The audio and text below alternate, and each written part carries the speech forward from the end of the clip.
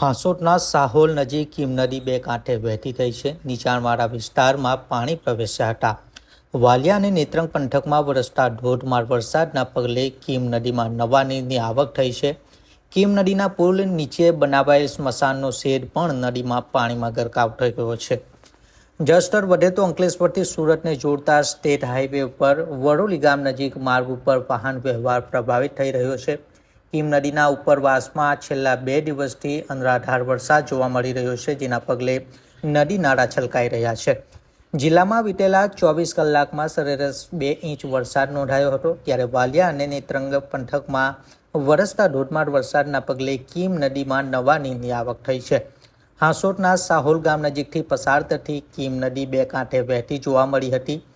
કીમ નદીના નીર તો ધસમસતો પ્રવાહ જોવા મળ્યો હતો, તો આ તરફ કીમ નદીના પુલ નીચે બનાવેલ સ્મશાનનો શેડ પણ નદીમાં પાણીમાં ગરકાવ થઈ ગયો હતો, તો બીજી તરફ બેસવા માટે મૂકવામાં આવેલા બાકડા પર નદીના પાણીમાં જોવા મળ્યા હતા.